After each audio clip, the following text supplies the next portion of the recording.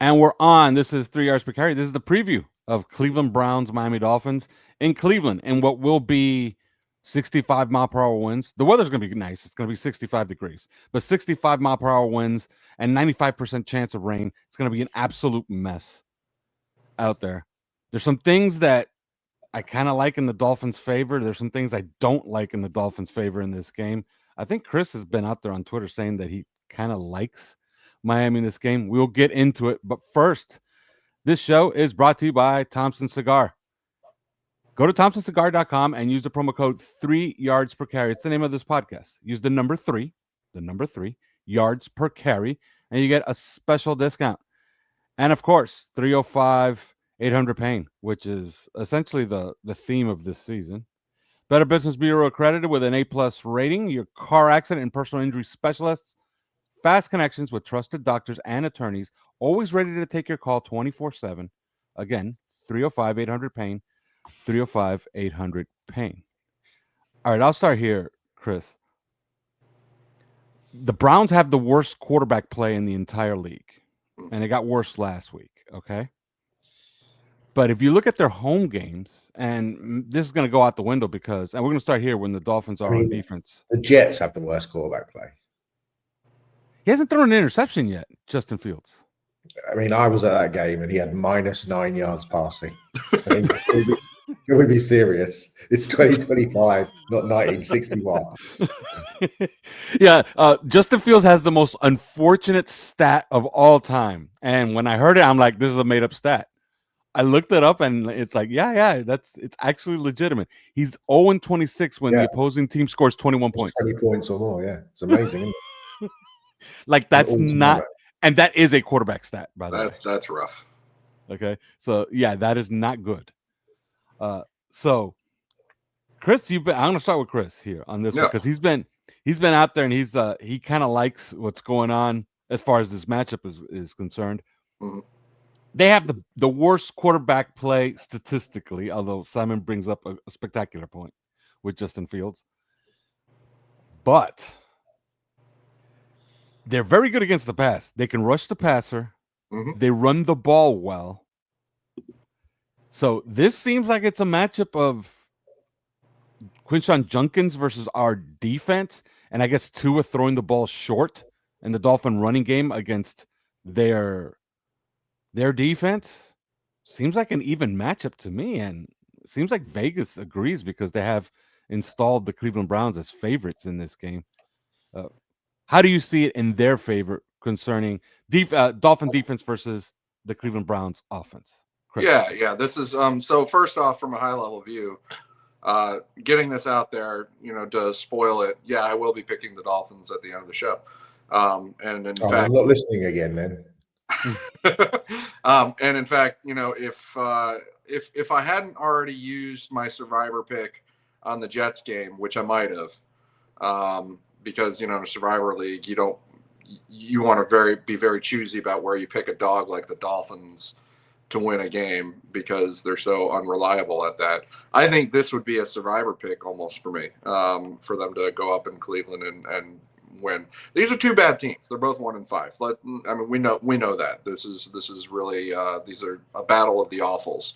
But as far as the Dolphins defense is concerned, I think that it boils down to one thing for them on defense. And I know that they're bad at a bunch of different things, but the cascade of failures starts, at a very certain place, and that's on first down.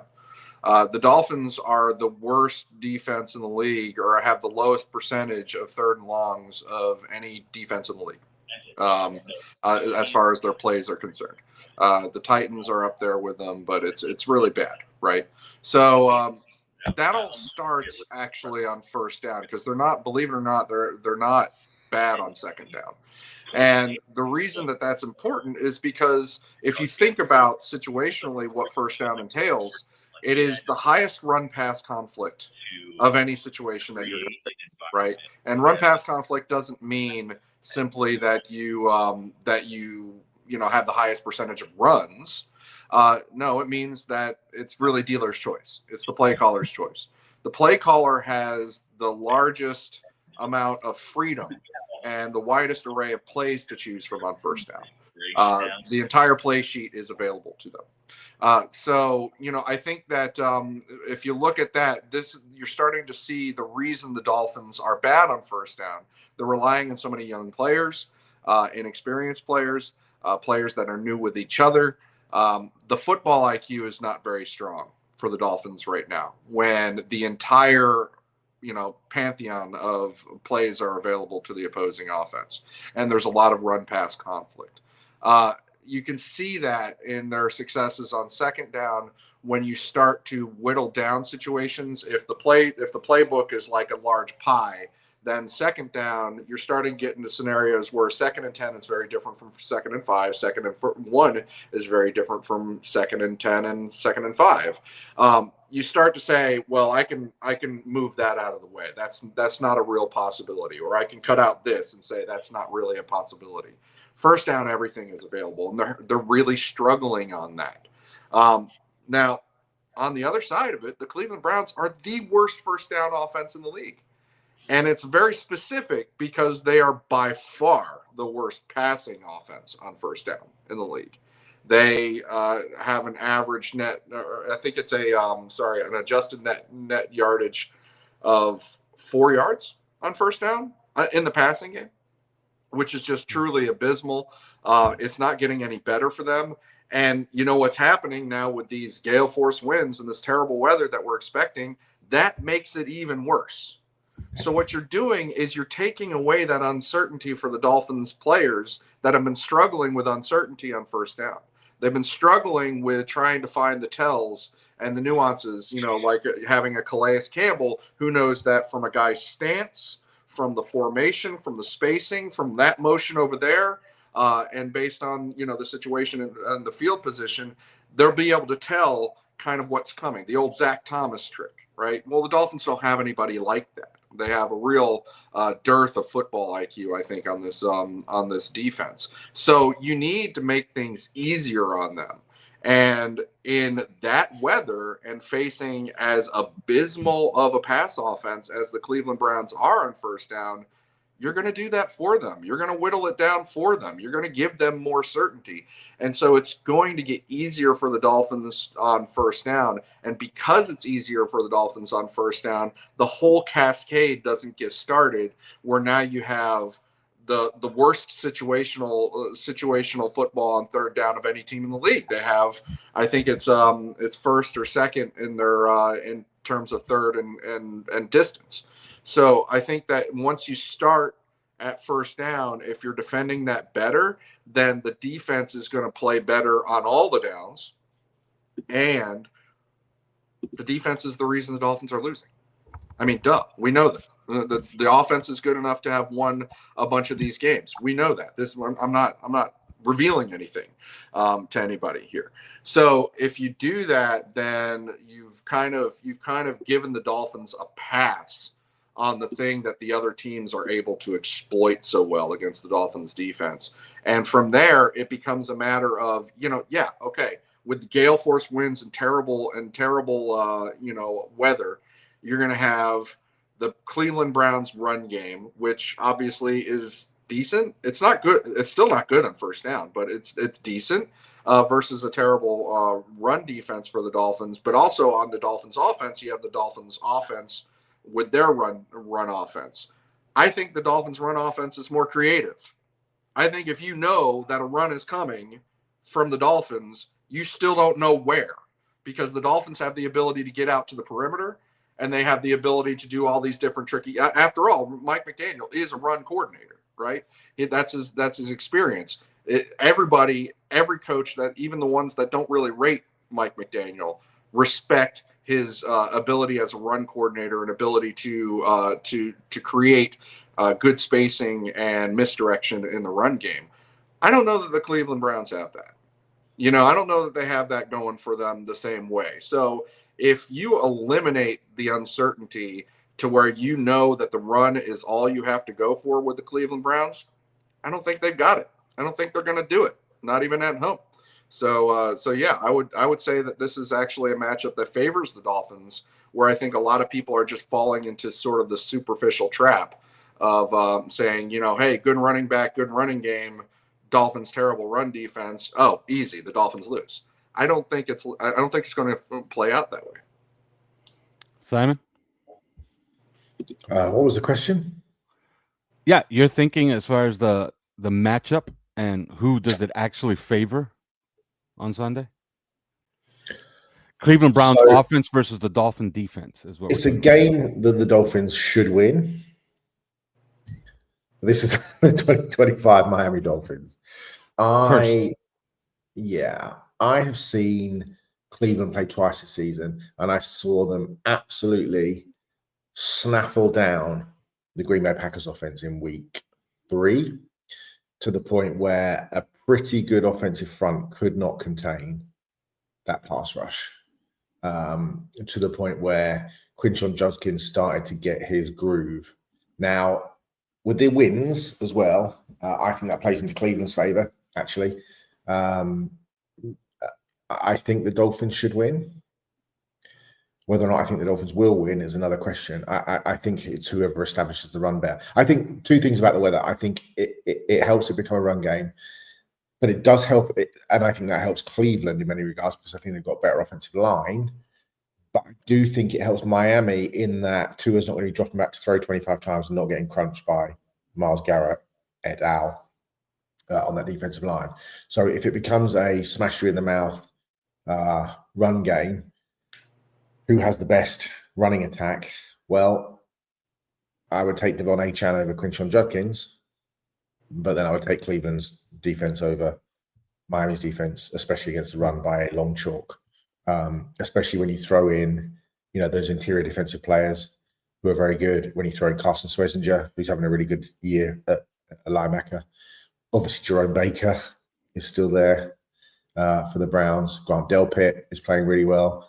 I think my concern would be that if it just turns into a punch you in the mouth run game because the weather dictates that you're just not going to be able to throw it that as much as perhaps you would. And also, I think if Cleveland keep it close, because you look at it and you think, Miami should probably win this like 27-13, something like that, 27-10. But I think that's what Cleveland did to Green Bay. Is they just kept it close. They kept forcing 3 and outs. They kept just playing real tough on defense. They kept the explosives in the run game. And all of a sudden, they chipped away with field goals, got a touchdown, and then, defensively, they're just able to close it out. And I think, if the Dolphins can get a lead, I say this as a team that went 17-0 up against Carolina and ended up losing. But I think if they can get a lead, I think they'll win.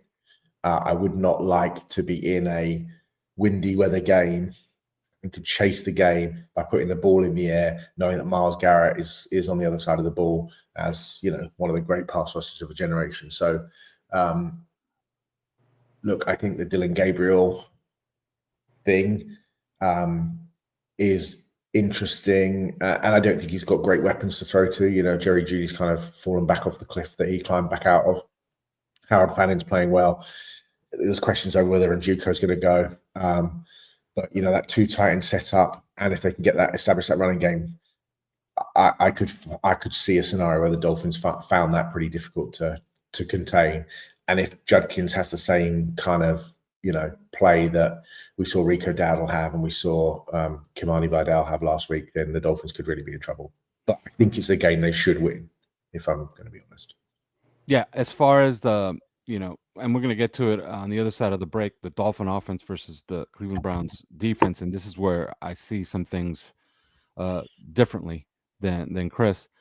But yeah, I tend to agree that, the Cleveland Browns passing game is just not very good. And Njoku looks like he's not going to play.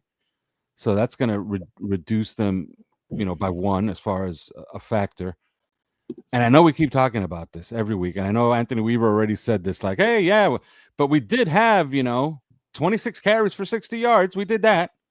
He ignored the other 7 for 80, which is a problem.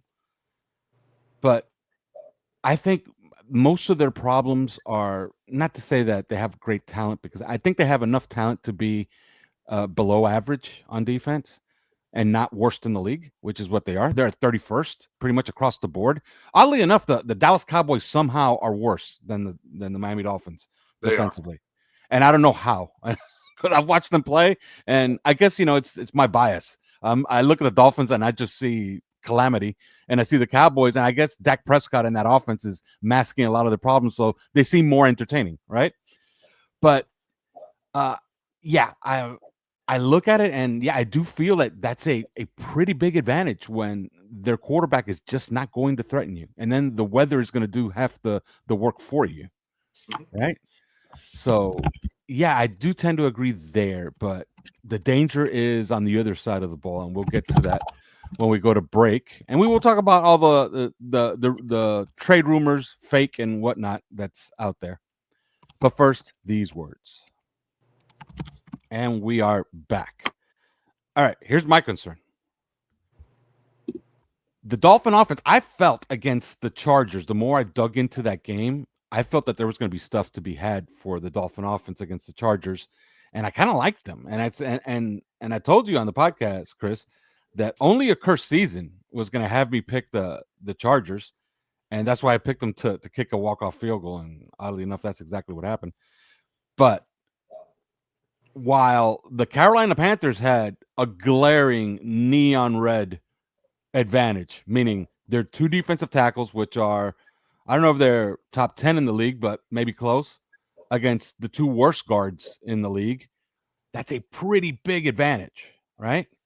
I felt like it was kind of a clean slate against the Chargers, and the Dolphin offense was going to have every single opportunity to win that game. In this game, I think you're cutting the Dolphin offense almost in half. There will be no deep passing game, no threat to the third level, which the Dolphins have enjoyed since Tyreek Hill has been gone. In case we haven't noticed, they've tried these deep shots. They've hit one in each game, one for 46 yards, one for 45 yards. That's it. It's not a trend. It's only 2 games, but it's promising at least. That's gone. That's not happening. The intermediate passing game, based on the defense that the Cleveland Browns are going to play, I don't think is going to be available to them. So it's going to be one of those 1-yard A-dot games, which means, and Tua's good at that. He basically played an entire season last year doing that. Is that going to be enough? So you're essentially going to go out there with half of an offense, throwing it 1 yard and running the football. Is that going to be enough to generate points? Essentially, you're going to have to be completely clean. That's my concern. And I think you're essentially being backed into a corner where there is no opportunity to win by multiple scores. You're going to have to win by 1 score. And cursed teams are going to curse teams.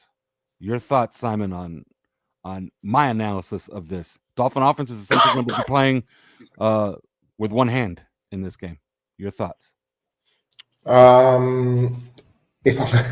If I'm going to be brutally honest, Alf, you started this question by saying Chris, so I sort of tuned out because I thought you were asking Chris the question, and then all of a sudden, when you threw me, I was just reading something on Twitter about the Dolphins and trading Bradley Chubb, and then all of a sudden you said my name, and I was like, oh shit, I haven't listened to the last 30 seconds because you literally said, so Chris, and yes, I was like, which one is it to me? I don't listen. To be honest, I don't listen to myself either. So no, it wasn't that. It was. I would have obviously listened to it if I thought the question was like double-headed, but as you mentioned Chris's name so powerfully at the start of your brief soliloquy, I just thought here's a good opportunity just to look at trade rumors, because that's something you mentioned, therefore slightly zoned out.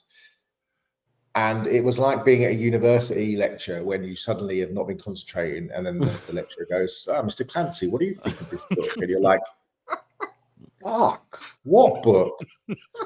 So yeah, I could have just blithered on about a load of old nonsense that had nothing to do with the question. I think, being honest, I've shown my true character in coming forward and saying, you know what, I simply wasn't listening because I thought you were going to my learned friend. So all right, Chris, then you handle it. What was the question again? Dolphin offense. I will reduce my 3 minute soliloquy to 8-minute questions aren't a good thing either. That's the other thing. Yeah. Dolphin offense is going to be playing with one hand. No deep passing game allowed. No intermediate passing game allowed due to schematic issues. So it's going to be a 1 yard A-dot offense with a running game. So you're reducing what is actually good about the Miami Dolphins and essentially having them play with one hand tied behind their back. How is that good against that good defense? Your thoughts, Chris? I think, well, for one thing, I would say I would draw attention to the fact that you mentioned before about Cleveland's pass rush and the Dolphins' offensive line, and clearly that is a mismatch that could play a big factor here. But the Dolphins have been fairly decent at the start of these games, right? We've kind of a first half. They did get to the 17-point lead against the Panthers. We both talked about how in the Chargers game they were, it was looking all right in that first half, and then the wheels fell off in the third quarter. If the Dolphins are all right at the start of the game, that starts to eliminate the possibility that the Cleveland pass rush can just completely take over. I think that another factor is you look at quarterback experience. Tua and this Dolphins offense are no strangers to trying to make hay when they know that the deep passing game is not there. It's all they've been facing for 2 years now. Is they've been unable to make the deep passing game work because of the way that defenses are playing them.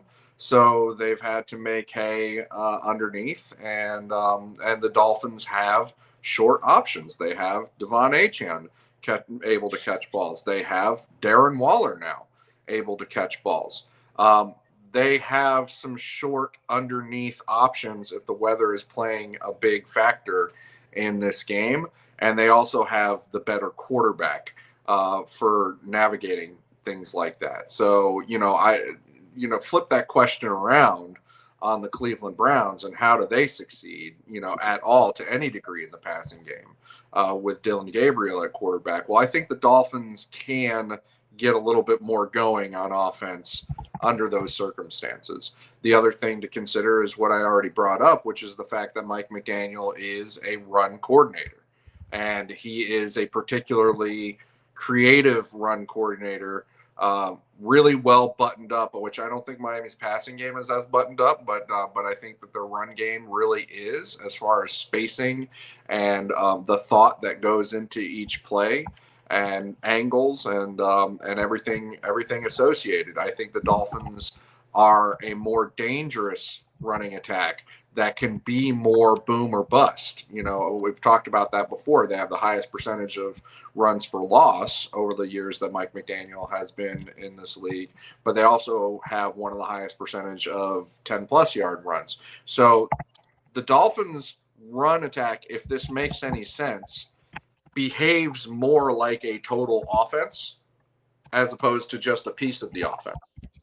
I don't know if that makes sense, but that's the nature of the Dolphins' run attack. Is it so boom or bust? It's more like, it profiles more like a total offense. And so if you have this game where the run offense has to become the total offense, then yeah, I think the Dolphins have a higher selection of, they can get it to the outside, speed it to the perimeters with speed and with play design. They can also, run that inside-outside zone and have some success that way. So I think that they have more options available to them in the run game if things really do get one-sided. And then even in that setting, I trust Tua a lot more than I would trust Dylan Gabriel to hit those underneath and not pay for it, to get done the things that actually do need to be done in the passing game. So, again, I think that I can't help but think that that's another area that favors the Dolphins, particularly when you're looking at the ability of Achane and Waller to impact the game in those underneath areas and in those specialty situations like in the red zone. Simon? Yeah, I agree. Look, as much as we've joked about him throughout the season, I think that the Darren Waller factor is really important, actually. I think that, and joked about him for people that haven't listened or choose to listen to what they want to listen to. It was the evolution of the situation rather than the player himself, albeit the injuries were a concern. But I think that's a matchup that Miami can infiltrate, especially if the weather is the way that it's going to be. Now, the question would be, what does Cleveland do with those back-end defenders? They get them close to the line because they don't trust that Tua can throw the ball over his head because of a strong wind and an under average arm strength. But I think Waller, physically, athletically, he can win some of those battles, especially at the second level. You want to get matched up on those safeties, on the nickel corner. And I think that, having, if you're Tua and you're seeing him lined up against Ronnie Hickman, you're Tua and you see him lined up against Rayshon Jenkins, you're Tua and you see him lined up against Devin Bush or our old friend Jerome Baker, those are matchups you want to absolutely 100% exploit. And I think if the Dolphins are to win this, they're going to have to try and keep a cap on things in terms of the run game. They can't, they're up to 400 yards almost over the last 2 games. They're going to have to try and keep Judkins under 100 yards rushing. And I think, if Darren Waller leaves this game having caught 8, 10, 12 passes, that won't be a bad thing for this offense. And just as, you go back to those old NFL films, videos of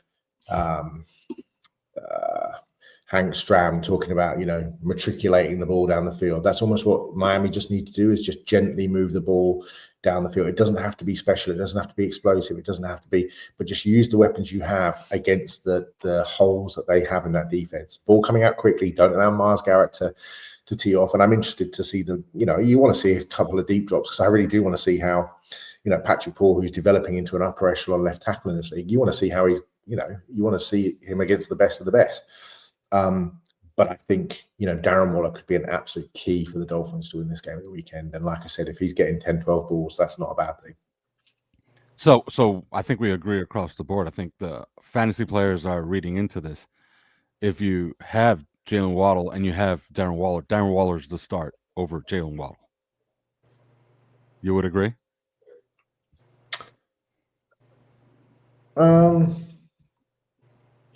Would I agree that because let me give you a little background. Jalen Waddle has become, since Tyreek Hill got injured, has become one of the best fantasy wide receivers in football. Oh, okay. Is this the spot where you bench him and you play a Darren Waller at tight end? Sorry, I thought you were talking about an actual game. Well, that's what I was confused about. I was like, look, I think he's also going up against a really, really good corner in Denzel Ward. Mm-hmm. Ward's going to go where Waddle goes. I think if you're a fantasy player, then Darren Waller would be the person I'd be choosing to be my fantasy tight end, rather than wasting it on a guy who's going to have to play in the wind with a popgun arm quarterback with a pass rush that's coming down the field that's not going to allow you to hit the top of your drop and step up and rip it, going against one of the best corners in the league. That to me is not a situation that seems to augur well for success for Jalen Waddle. Yeah, I tend to agree. Chris, you're on board with that one, right? Well, yeah, I actually have Jalen Waddle in fantasy, and I will not be starting him. Yeah, I got him too. And I benefited the last 2 weeks, and I got Darren Waller on my bench behind Travis Kelce, and I'm thinking of playing Waller this week and benching Jalen Waddle this season. I have Trey McBride, so I don't have. So you're golden. You're golden. Although you don't get many touchdowns. That's the Trey McBride curse. Is that he's going to catch you 15 balls a game, but he's not going to get in the end zone for whatever reason. This cursed season is not without its intrigue, Simon. And I'm going to go to you first on this, because this has been a mystery. This has been a mystery since day one. Craig Aukerman revealed cryptically, I might add. Oh, yeah, Jason Sanders, he might not kick at all this season. I mean, what did he do? I thought he was only out a couple of weeks.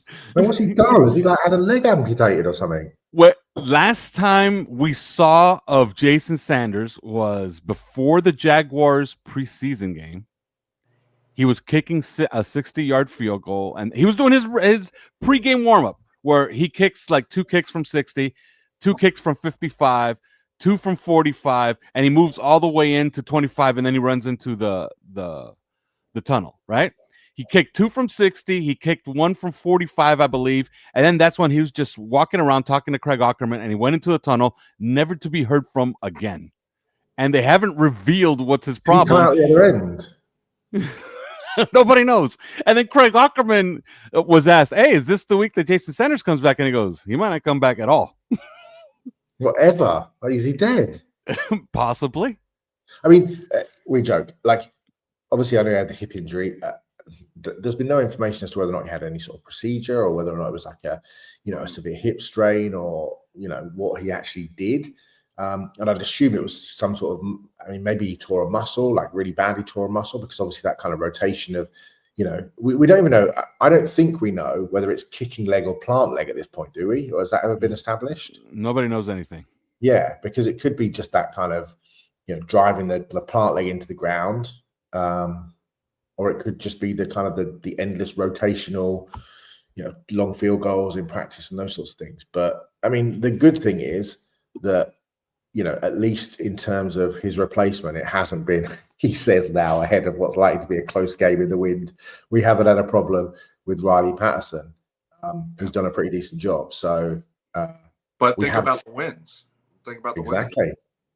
wins. Exactly. So who knows? This could be the weekend where we come back on Monday and it's like, you said Riley Patterson had done a good job. Yeah. And hey, not for nothing. Nip and tuck game last week against the Chargers. Riley Patterson did miss from 50 plus. He did. And that's usually where Jason Sanders shines. Yeah, well, nobody's kicking. You hate Jason Sanders though. 40-mile-an-hour winds. Yeah. That's just not a thing.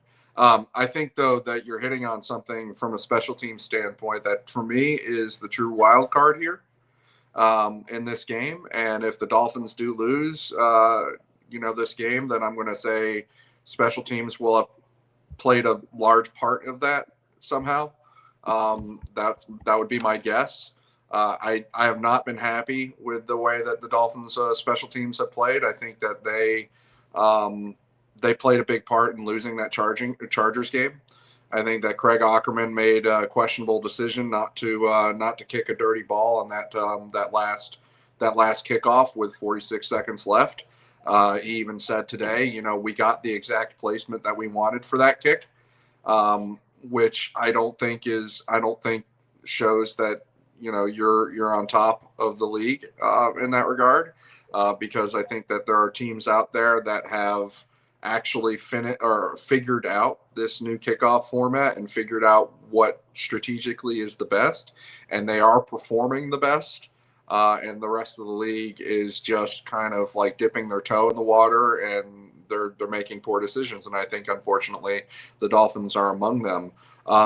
Now the real monkey wrench though is that if you take away the kicking game, the field goal game, because who's kicking field goals in 40-mile-an-hour winds? I'm sorry, it's not going to happen. Right? Then, well, unless it's behind you. Yeah. Well, right. Unless the wind is like going directly. 70 yards. No, it's crosswind. It's just like crazy. Yeah.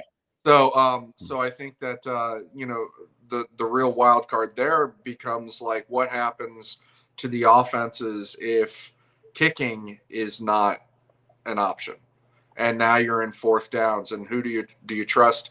Dylan Gabriel on fourth downs, or do you trust Tua Tagovailoa on fourth downs? And I think that if the Dolphins defense, one of their big issues is that their pass rush hasn't been able to get into it because they haven't run across enough pass rush situations, then suddenly putting them into a situation where they might have some fourth downs, which is a pass rush situation. And there isn't a big tall tree like Justin Herbert back there that you can't quite chop down. It's Dylan Gabriel. He's tiny, right? Mm-hmm. So, I think that could play into the Dolphins' favor again defensively, and I hesitate to say that because the Dolphins' defense has been so terrible, but it does play into their favor. But also on the other flip side of that is coverage units and whether the Dolphins' return unit versus their coverage unit, whether that will be an advantage for the Dolphins during the game, I just don't know. I don't know that. One thing I will finish by saying is it is a damn shame that Jason Sanders is not playing this year, because with the changes to the kicking ball, he'd have kicked a 65-yarder by now. Like, yeah. Have you seen what these kickers are able to do? Everything that you knew about the kicking game, add 7 yards to it. That's what's happened this year. And the Browns have an excellent kicker themselves in Andre Schmidt. Yeah. Well, the Browns, is that what you said? Yeah, so he's only missed twice this season, both in the first game. Since then, he's been But absolutely. again, the ultimate leveling factor is just that weather. Like, who can be a good kicker in gale force winds? Yeah, I think it's ominous when you watch football games and you see that the long snapper and it's happened in college, by the way. In college, there was an actual fist fight over a K-ball. So I think it's ominous in the NFL when you see that the long snapper and everybody's running down there to get the ball and wrestle it away from the ball boys. Like obviously there's something going on, and they got to change this rule. I don't know if you're aware. You're aware of the rule, Simon, of what they changed this year. Yeah, Every team has 60 balls, and they're essentially manicured. They wax them. Like, come on, man. They got to stop doing this. That has to be league balls. They dry them. They wax them. They do everything. They do everything that a pitcher used to do to the baseball back in the 70s. Yeah, which they made illegal. Yeah. So, all right, let's talk about two things on the way out here, and then we'll give our predictions for this game. I'm still undecided, by the way, which way I'm going. First of all, Tua's apology. What did you make of it? I don't think we spend too much time on this. Jalen Phillips then went out and threw water on a grease fire, which is all kinds of fun. Supposedly Jack Jones got in on the act. I guess he backed up Tua as well. Who knows what's going on? But what did you make of his apology, Simon? He was contrite, presidential, I guess. Don't care. Damage was kind of done. Dealt with in-house. I'm sure there was some pretty pissed off players, and I'm sure there was I just don't think just the overall look, the optics generally just aren't great, and this sort of shit doesn't happen if you're 5-1 or whatever. This doesn't happen with Green Bay or with Detroit or with Kansas City, or do you know what I mean? So winning changes all of this, of course. Yeah. And then if we're winning, he wouldn't have been at the podium complaining about players not turning up to the meetings anyway. So yeah. Had they won that game, he would have been beaming from ear to ear. Yeah, right. Yeah. So it is. So I don't know if you want to add anything to this, Chris. Yeah, you had plenty to say. I think he said what he needed to say. He was contrite. He didn't mince. I didn't feel like some people felt like he minced words because he mentioned something about the being misconstrued by the media or whatever. But I thought that he stepped up and said all the right things. He didn't just say sorry. He said exactly why he should be sorry about it. Which is a true apology, in my opinion. So, he did what he needed to do. But as you mentioned, it is a grease fire because, the more you toss water on the grease fire, the worse it gets. And there is that quality going on where it went from Tua saying the original thing to McDaniel being like, balls in your court, guys. That's y'all's problem. That's not my problem, which I felt like was a problem. And then the media raise a stank. And then McDaniel comes back and he says, I had just heard about it when you asked me before about it. Tua said the wrong thing. Tua should not have done that. But also McDaniel made it worse even again by talking about how worthless essentially those player-led meetings are, which I think spits in the face of the players that are having them, right? Because there's a reason they're having them. And then it also causes you to question why they feel the need to have them. And then it goes to Tua, who is apologizing, saying all the right things, but then he's asked a very Habib, God bless him, just a very simple, I think, softball question. What are you guys getting out of these player-led meetings? What are they like? How do they go? And Tua steals up and says, protect the team. That was his answer. And so that made it worse. That to me, what is going on? So these player-led meetings have something to do with, internal that you don't want to put out there now. You know? And Nolan has to tell Tua, give him a simple phrase like, anything that has to do with the team. I like to keep it inside the team. Well, that's what he did. But that itself was revealing. And then, of course, here comes Jalen Phillips to, just kamikaze in on the situation and say, well, Tua was actually right to call those people out.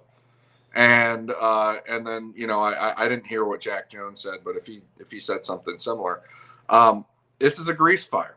This is the more attention it gets somehow, the more you answer to the first thing that came wrong, the worse it seems to get. And that's the way it goes with a 1-5 team, I guess. Yeah, when the ship is sinking, don't start fires. Have you seen this Pablo Torre story, by the way? No. That Michael Lombardi took a fundraising trip to Saudi Arabia 2 weeks before the. Oh wow! So the Saudis are buying a college football program. That's pretty cool. Yeah, he left the school to go and raise money in Saudi 2 weeks before the season started. Maybe he's just trying to get money to pay off Bill's buyout. He's just trying to get some new bling for Bill's girlfriend. Yeah, that's a lesson to be learned here. Okay, no matter how bad your dumpster fire is, there's always one worse somewhere. There's always one worse that you could point to. All right, last thing. All kinds of trade rumors everywhere. This is what happens. Look, okay, when you're a dumpster fire, everybody points at the dumpster fire and says, "All right, who are their best players? Let's write about it." And now everybody's writing the quintessential if he becomes available. Yeah, if Patrick Mahomes became available, the entire league would line up. Well, except maybe 2 teams, maybe. But what do you make of this? I think I think Chubb is as good as gone, and I think the Jalen Phillips thing that's the one that's most likely. I think that's the most notable player that's probably on the way out, because I don't know if they're paying him, and I don't know if we have the GM that could correctly gauge his value, or his diminished value, I should say, going forward, and try to take advantage of it. Because a good general manager would try to massage this into his favor. And I do fear that Jalen Phillips is going to end up somewhere else, and somebody else is going to get his best seasons as a pro. Your thoughts on all of this, Simon? I think there's 4 players, okay? Achane, Phillips, Chubb, and Waddle. Take them one by one. Achane, there's rumors. Tony Pauline says there's rumors of Tariq Woolen and Achane sort of straight up swap. Woolen is back to playing really good football. The question about Achane is, and I get there would be, fighting on the streets of Miami, is that he's going to want to get paid pretty soon, and he is not a one-trick pony. That would be unfair, but he is relatively injury prone, very undersized, and you wonder about paying him the $20 million a year that he wants to get. Vis-a-vis his size and longevity profile. Waddle is paid like a top 10 receiver and isn't. He doesn't have great hands comparative to receivers in the NFL, but he is obviously a good player and an explosive player. He's also had an injury history. I think if the deal was good enough for Jalen Waddle, I think you would certainly look to trade him. I don't know if the deal would be good enough. And realistically, what's the deal that you trade him for? A second and a third? A third? Would somebody deal a first for him? I feel that's unlikely. Chubb seems like the biggest favorite to go because the age profile, the fact that you could plug him into a team that's going into the playoffs and probably pick up rotational sacks with him, especially in the playoffs. And the fact that he's not owed any actual money. So it's just a half season thing to all intents and purposes. The most interesting, I think, is Phillips in that he's obviously coming to the end of his contract, will be a free agent. You'd love to keep him around because he's a really good player, but he clearly doesn't have the explosion that he once had. Will that come back? It remains to be seen. He's obviously had 2 very, very serious injuries, the 2 worst that you could have for a player with his skill set. I don't think all 4 would go. I think Chubb seems the most likely. If I was to stack them, I'd say Chubb, Waddle, Phillips, Achane. But I'd say, Chris, the most. I'd be shocked if Bradley Chubb's here after November the 4th. The other 3, I could see them going, but it would have to be in a scenario where Miami really did win out the trades. And I think it's unlikely because also if you get rid of Chubb and Phillips, like you're essentially just saying that, Chop Robinson and Matthew Judon are your starting edges for the rest of the season, and that's not the situation that you particularly want to be in, especially given that Judon is like 42 and Robinson has disappeared. So, I think dealing both of them is unlikely, and I think there's loads of smoke at this time of the year. I think one of the 4 will go, and I think it'll be Chubb, Chris. Yeah, I think that you covered the pros and cons like really well, and actually, I fully agree with each one of them that you went down with Achan, from Achan on down, and I think that Achan, yes, you have to think about what position the Dolphins are in right now. I think that a good exercise, and I've challenged others and Alf yourself included on this, is like if you were to get into the 26 off season and you're completely rebuilding, right? You don't even know who your next quarterback is. You don't even have the ability to get this quarterback out the door yet, let alone start in on your next one. You know that you have Egypt level building to do on the lines. You know that you have a financial mess, right? An absolute financial mess to deal with and clear before you can get back to some kind of neutral, and that you're probably not going to compete for a little bit, right? Would you trade, just hypothetically, somebody calls you up and says, hey, I've got this super fast, very flashy running back, 24-year-old running back, Devon Achan. He's yours for a second round pick. If you were in that situation, would you go ahead and do that? Would you trade the second round pick for Achan? Because if you wouldn't, then why would you say no to the second round pick for Achan? You have to think of it in those terms. But all of that said, the only guy who might get traded to me is Bradley Chubb. I don't think ultimately anybody else is getting traded. And the ultimate reason, and I have been led to believe this from sources as well, is the Dolphins are in a little bit of paralysis because they don't know who's going to be in charge next. And they can't make big decisions like this on behalf of who's going to be in charge next. And so I think that ultimately, no, the answer is going to be no, even though I'm told the Waddle consideration is serious. It's not, those conversations are serious. That doesn't mean it's going to happen.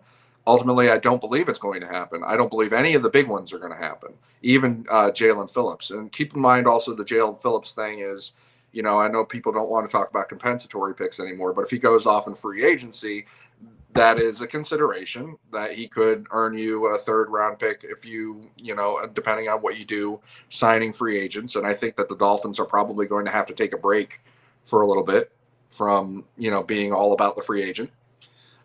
So, that's a consideration there. None of those are going to be because the Dolphins are paralyzed over this GM situation. None of those guys are going to be traded. The one thing I'll say about trading Chubb is it's not just that he doesn't have much salary left, so he's just a true kind of rental for some other team, but also Miami might want to get him out the door so that they don't have to be holding the bag when his incentives are due. Because he restructured and built in some incentives into his contract that can trigger, based on certain production values. And if he hits those productions, he's been starting all year for the Dolphins. If he hits those productions for the production values for the Dolphins, then they're going to have to pay him those incentives at year end. By the way, I got something on that. And then I think that the other team, if you were to trade him, whoever's holding the contract at the time that the payment is due is essentially the one holding the bag. So if the Dolphins were to trade him, they would get out of doing that. And I think they will have to trade him before he meets one of these. And this is the most Dolphin thing ever. It depends on when the payment is due. If the payment is not due until the end of the year, then I think the incentive is nothing more than just like triggering a future guarantee. And a future guarantee is only on your books if you literally give the cash. But it's not if he achieves it here, because he is 2 sacks away from $1.5 million. Does the payment occur, Alf, when he achieves? Does it literally occur? Let's say he achieves the trigger on October, whatever. I don't know. Yeah, does it go into his account? 19th, whatever. Does the payment literally happen on that day, Alf? If it doesn't, then don't no. know. I don't know. Okay. I don't know. But the most Dolphin thing ever is for Bradley Chubb to get 2 sacks against the Browns, and now you owe him $1.5 million more. But I don't think that that's true. I think that that's. I think it's only on your books once. It's only guaranteed to be on your books if you literally put the cash in the other player's account. Okay. Right. That makes sense. If somebody else takes over the contract, then they take over a set of liabilities, which includes money owed that hasn't been transferred yet. So if the other team, if it can, an incentive can be, and there's league rules that it would take some clarification for me to be certain about this. But I do know that the way these contracts work, generally speaking, is just because money is owed, if it hasn't been paid yet, then the team who owns the contract at the time of payment due, they're the ones that have to put it on their books. Mm-hmm. Yeah. As far as these trades, I've made my feelings known. Yeah, Chubb for anything, whatever you can get, because I think trading Chubb is more important than even getting any return whatsoever, because I think it means Chop Robinson gets all those snaps. And I think that's a plus. I think that's a benefit. Not that it'll make the team better, but it'll help you evaluate and build for the future. You get to see Chop Robinson play 40, 50 snaps a game for the rest of the season, which is what he should have been doing from the beginning, by the way. Okay. On Achane, I've made my feelings known. On Waddle, I'm a much softer no. And on Jalen Phillips, my fear is what I said is you need a good general manager to be able to massage the situation, have a plan going forward for what you can do with Jalen Phillips. And not to, glaze Howie Roseman, but you get the feeling that somebody like Howie Roseman would sign Jalen Phillips all of a sudden to a 4-year, $60 million deal. You know what I mean? And you'd be like, holy shit, you know what? That's not terrible. Maybe you get the huge upside of Jalen Phillips, but it's $15 million a year, which puts him like, 22nd or 23rd, in payment, APY for edge players. That's not terrible. Do you really think that our general manager and our front office situation is going to be good enough to massage that? So if I'm going to make a prediction, yeah, Chubb is out of here for anything. And I would trade for literally anything. Like, I'd hold an auction. But the you're going to give me a 7th round pick? Awesome, let's do it.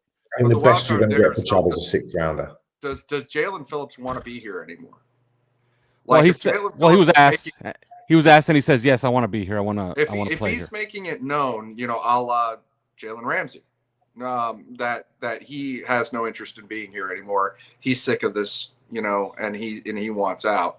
Then even if you have the paralysis of your decision making, structure, you might do that anyway because then at that point there's nothing to lose. 2 considerations here. He's young. He has a young family. He has a wife. He has a child. He said he wants to be here. He just bought a house here. Okay. His wife should say, his wife. I'm not saying that his wife should say. I should say his wife might say, you don't owe these people anything. No hometown discounts. If you could get $22 million a year somewhere else, we're going somewhere else for $22 million a year. Nobody's paying that. That was a sucker, Simon. It's free agency. Such a risk. Yeah, I just don't think anyone's paying that. That's just so. If I had to, so my final prediction is both are gone. I think Chubb and Phillips are traded. I think they'll get a decent return for Phillips. The thing about Phillips, the one thing about Phillips is if he tries to engineer a move, is that I don't think this Dolphins team, if I'm going to be realistic, is going to be winning playoff competitive until 2029. We don't even have the quarterback. Do you know what I mean? And it's very rare that a quarterback comes, unless you end up with the first pick in the draft in 2027. And let's just say, for argument's sake, that Julian Sayin is the guy and he has an amazing year next year, wins the Heisman, just looks like unbelievable, like Andrew Luck kind of thing. Realistically, the 2027, 28 season, he'll be a rookie. So 28, 29 or 29, 30, realistically, I don't think that you're. So is Jalen Phillips at age 26 with the injuries that he's had? Is he sitting here thinking, shit, I'm going to wait 4 years till I'm winning? Like, I'll take a lot less money to get me out of here. And, maybe a deal could be engineered where he's, you get a return on investment and he gets less money with the 49ers and, we get a 4th round pick or whatever it is in return. But I just can't see both of them getting moved because it just doesn't, there are yes, it opens the door to draft Reuben Bain, for example, and God knows we're not going to have anybody rushing the passer if it's, we're literally just left with Cam Good, Matthew Judon, and then Chop Robinson. So Grayson Murphy has our back, Simon. yeah, great, brilliant, old Captain Concrete Legs, The ghost of Grayson Murphy. the ghost of Grayson Murphy. Yeah, so yeah, I just can't see. They didn't bring him back, did they? Is he in the practice squad? No, he left, didn't he? He left. I'm pretty sure he left. Anyways, we've gone long enough on this. I'll confirm it before we get out of here. Yeah, we've gone long enough on this, so let's give the predictions. Chris, you gave a spoiler already to everybody else, so might as well give the number. Score. Dolphins win. I'm gonna say something like 20-10. Okay, I'll go next. Yeah, their streak of 3 touchdowns per game is going to be broken. I don't see how this is going to be a game where they're going to put up 3 touchdowns in the game. If they score 2 touchdowns, I think they win. I think they score 2 touchdowns and a field goal, but it's not going to be easy. 17-13, Miami. Grayson Murphy is a street free agent. Nobody picked him up after the cuts. Shocked. I don't think they could afford to get him on a plane because the concrete would have not allowed the plane to take off. I am going Cleveland 15, Miami 13. Oh my God. Just to be, I do think Miami will win.